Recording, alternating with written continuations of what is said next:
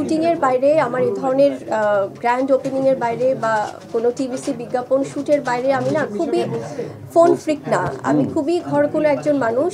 আমি খুব বাসায় থাকি যখন একদমই সব নেট ছাড়া, সোশ্যাল মিডিয়া ছাড়া, ফোন ছাড়া থাকি। সেটার জন্য আমি ক্ষমা প্রার্থী সবার কাছে। কিন্তু আপনারা সবসময় আমার মানে অন্তরেই থাকেন। এটা হয়তো আমি হয়তো লেট করে হলেও টেক্সট দেখি বা টেক্সটে রিপ্লাই করি, বাট এটা আমার মনে হয় একটা বদ অভ্যাস যে আমি ফোনে আমাকে অনেকে হয়তো রিচ করতে পারে না, বাট এটা আমি ওভারকাম করতে ট্রাই করছি 2026 ইনশাআল্লাহ। অভ্যাসটা যেটা পছন্দ করে ভাইয়া বললেন সেটা হচ্ছে যে হয়তো বা আমি কমিটমেন্টের জায়গাটাতে খুব সিরিয়াস। এটা আমি ছোটবেলা থেকেই আমার মনে হয় যে আমি কাজের ক্ষেত্রে বা যে কোনো কমিটমেন্টের ক্ষেত্রে আমার মনে হয় যে আমি খুব সিনসিয়ারভাবে সেটা মেনটেন করতে চেষ্টা করি এবং ভীষণ হার্ড ওয়ার্কিং। সো এগুলো সবাই বলে।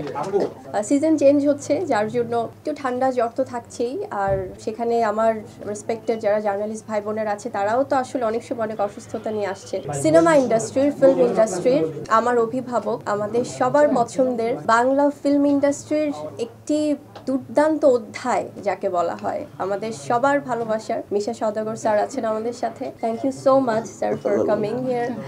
খুবই ভালো লাগছে আমার, কারণ আমার বড় ভাই এবং আমি ভাইয়ের সাথে আমার অনেকগুলো কাজের সৌভাগ্য হয়েছে।